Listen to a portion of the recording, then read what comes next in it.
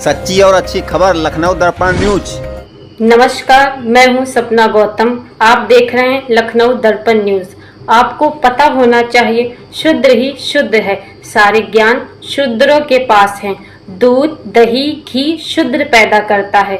घर शूद्र बनाता है। कपड़ा शूद्र बनाता है। मिठाई शूद्र बनाता है। सफाई शूद्र करता है। सारी कला शूद्रों के पास है। फिर भी मार शूद्र ही खाता है। अन्याय शूद्र झेलता है। दूसरे के घर में रहकर सब करना पड़ेगा।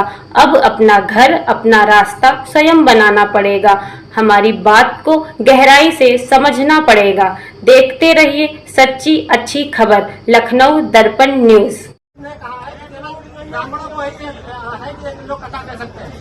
ये किस ग्रंथ में लिखा हुआ है?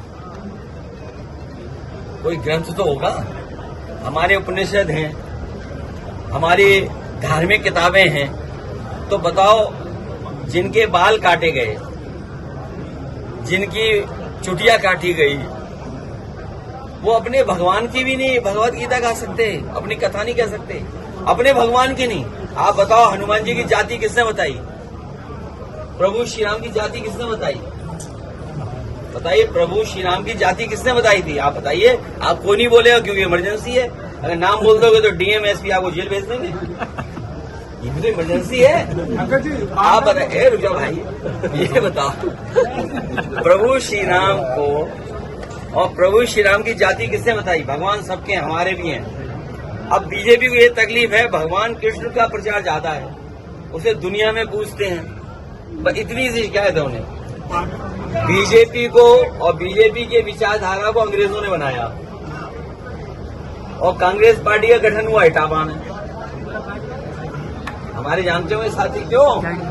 कांग्रेस का गठन तो इटावा से भी तो संबंध है। एओ यूम कहाँ के जिलाधिकारी थे? इटावा के जिलाधिकारी थे। तो भारतीय जनता पार्टी भ्रष्टाचार पर, महंगाई पर, और हमारा साथी सही कह रहा है। बताओ, विधायक ने एसडीएम को कूट दिया। एक विधायक ने, सुना है, अखबारों में पढ़ा है, टीवी पे चला है, सोशल मीडिया पे, एक विधायक जी ने एसडीएम को मार मार के ठीक कर दिया। उसके बाद कोई दरोगा बचाने आया तो दरोगा को भी पीट दिया। बताओ, एक एमएलसी कमरे में बंद करके कूटे गए। ये पता आपको? नहीं पता है? एक एमएलसी को उस लेन देन या उस बंटवारे में झगड़ा हो गया, तो एमएलसी को कमरे में बंद किया, फिर कूटा गया। उसे कूटा, खूब कूटा। अब कूटना तो जानते हो क्या होता है। और इसी तरह जब उनके ट्रक नहीं छोड़े जा रहे थे, जो नंबर ही नहीं है जिसमें कुछ लिखा भी अलग से, वो उनकी पहचान है, तो एसडीएम को पीटा गया। कानपुर का आप हम लोग जानते ही हैं कि डीएम और सीएमओ में झगड़ा चल रहा है। इनके मंत्री अधिकारियों की शिकायत करेंगे, ट्रांसफर उनके कहने से नहीं हो रहा, ट्रांसफर कैंसिल हो रहा है। इस स्वास्थ्य विभाग में आप पता कर लो, ट्रांसफर होने के लिए क्या क्या करना पड़ता है डॉक्टरों और उन लोगों को।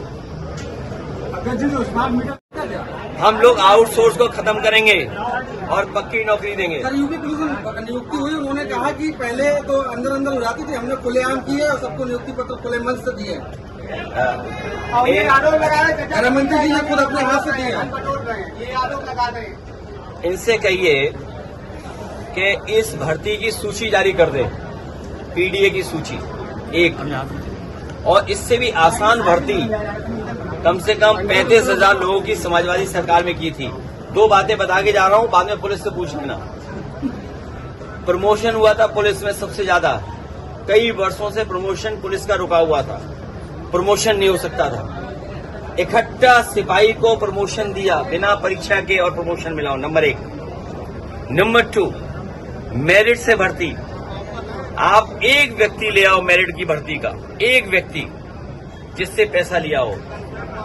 मेरिट से भर्ती जो समाजवादी सरकार में हुई है, एक बता दें। और अगर नहीं बता पा रहे हैं तो योगी जी को और इनको अपना सनातन धर्म छोड़ देना चाहिए। सर, सरकारी स्कूल बंद किए जा रहे हैं जिससे कि सुनिए, हाँ, अब सुनिए, इसके लिए जो हमारे बच्चे जा रहे हैं, ये बेटियों को कैसे पढ़ाओगे बताओ? ये जो प्राइमरी स्कूल और ये जो बना रहे नई व्यवस्था दे रहे हैं, इसमें छोटे बच्चे नहीं पढ़ पाएंगे। छोटे बच्चे कहाँ पढ़ पाएंगे बताइए आप? उनके माँ बाप पिताजी कौन लेकर के जाए?